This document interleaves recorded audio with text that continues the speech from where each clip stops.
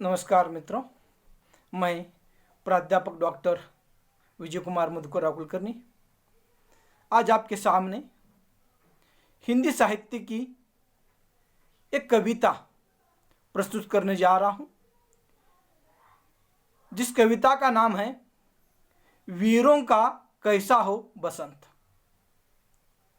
यह कविता सुभद्रा कुमारी चौहान जी ने लिखी है, जिनका जन्म 1904 में इलाहाबाद के निहालपुर नामक गांव में हुआ था। वैसे बचपन से ही इन्हें मानो सरस्वती का आशीष था, क्योंकि इन्होंने बचपन से ही कविता लिखना आरंभ किया था। और इनकी दूसरी विशेषता यह है, महात्मा गांधी के साथ असहयोग आंदोलन में यह पहली महिला थी, इस रूप में भी इन्हें जाना जाता है। इनका विवाह 1919 में खंडवा के ठाकुर लक्ष्मण सिंह जी के साथ हुआ। इनके मन में देशभक्ति, वीरों के प्रति सम्मान दिखाई देता है, और इसी कारण से इन्हें 28 अप्रैल 2006 को तटरक्षक भारतीय सेना ने सम्मान के रूप में इनका नाम जहाज को दिया था। और हिंदी साहित्य में इनकी झांसी की रानी ये कविता बहुत ही चर्चित है। हम देखते हैं इन्होंने जो प्रस्तुत वीरों का कैसा हो वसंत, ये जो कविता लिखी है, इसमें अपनी मातृभूमि की रक्षा करने वाले सैनिक जो सीमा पर सीना ताने दुश्मन का सामना करते हैं,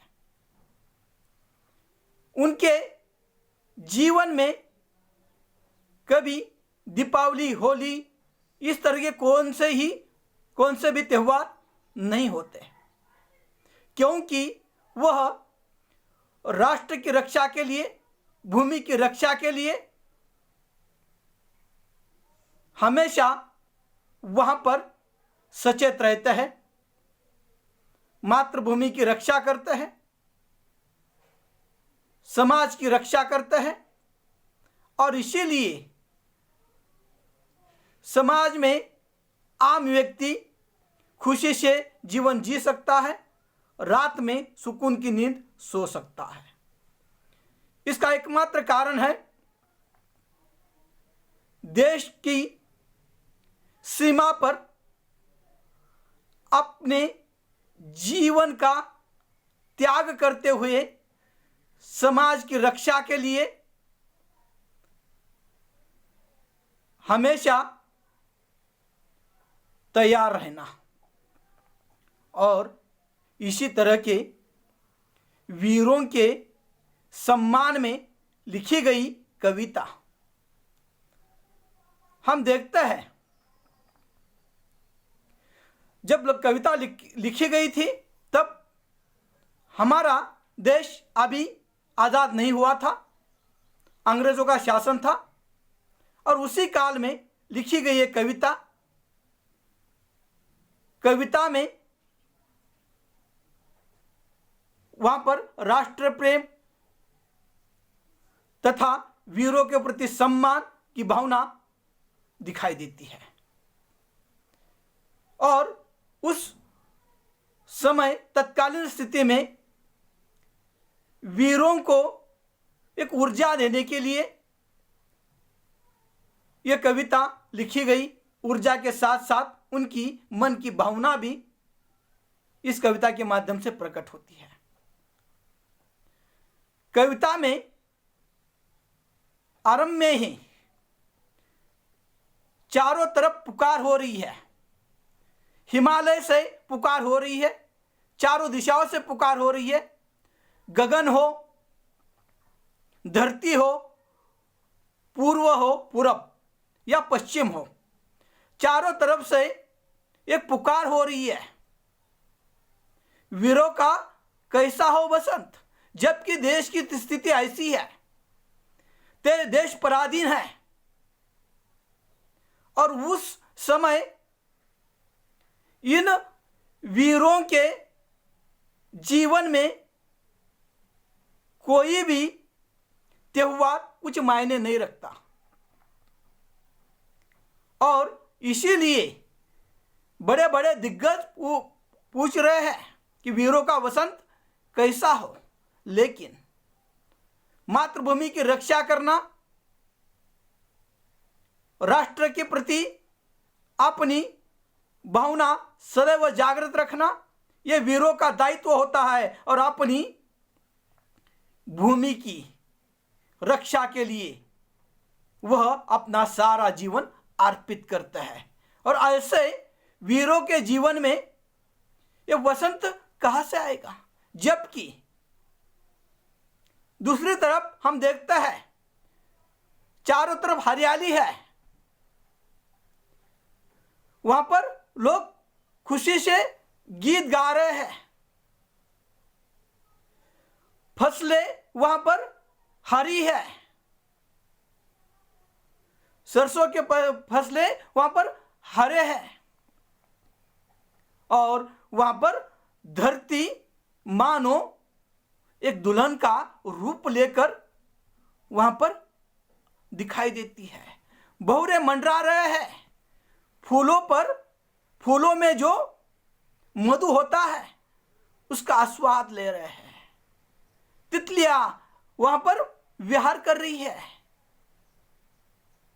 चारों तरफ खुशहाली ही खुशहाली दिखाई देती है।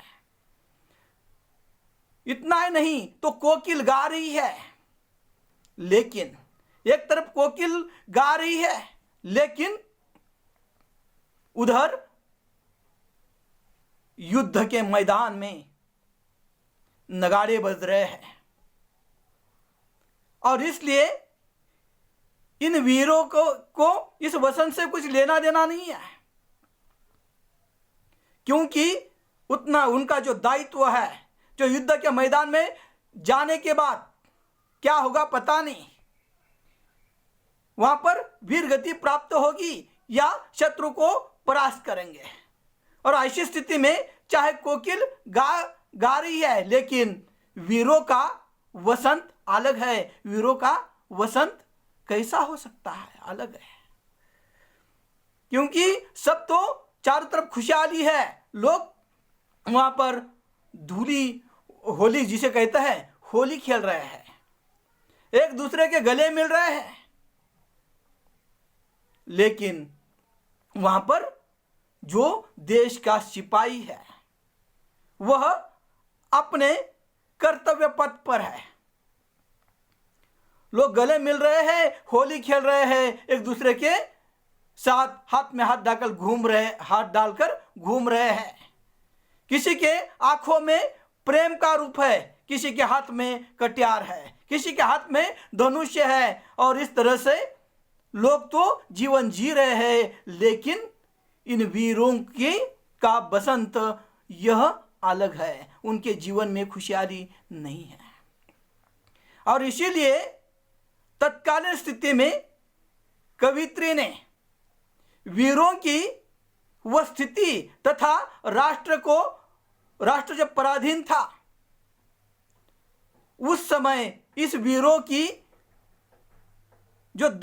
का जो दायित्व है उसे याद दिलाने के लिए वो कहती है, सब वहां पर समाज में खुशहाली है, लेकिन वीर वहां पर अपने कर्तव्य पर अड़िग है। और इसीलिए कवित्री कहती है, आज जरूरत है हमारे उस वीरों को याद करने की जिन्होंने समाज के लिए, राष्ट्र के लिए अपनी जान की बाजी लगाई थी, अपनी शूरता दिखाई थी, और उसमें से जो अत्याचार करने वाला होता है उसे किस तरह से परास्त किया गया, इसका भी उदाहरण देते हुए वो कहती है, लंका क्यों दहन की गई? क्योंकि एक स्त्री पर अत्याचार किया गया था। वहां पर महाभारत का युद्ध छिड़ा गया कुरुक्षेत्र में।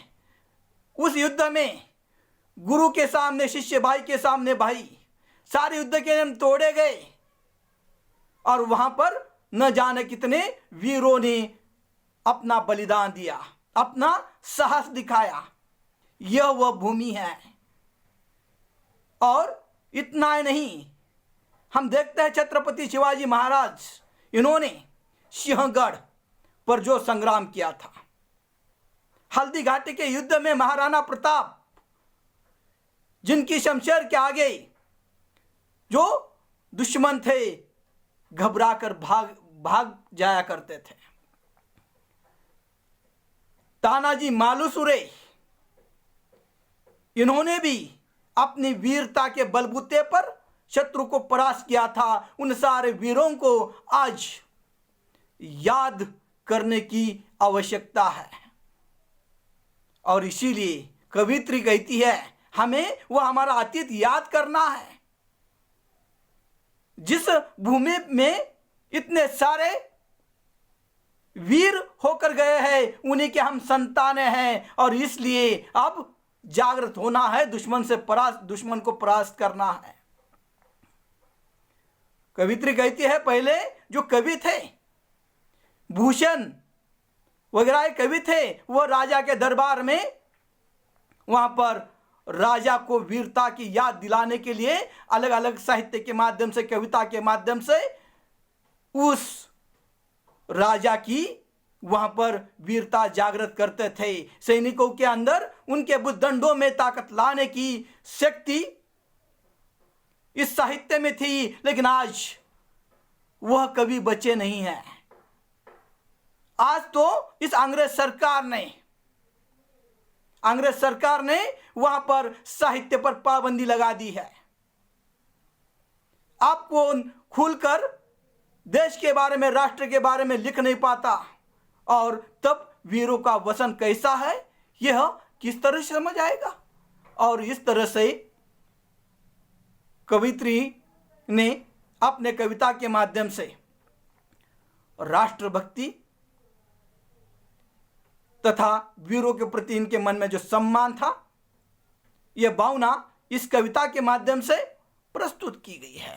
हम देखते हैं एक बार कविता का पाठ करते हुए।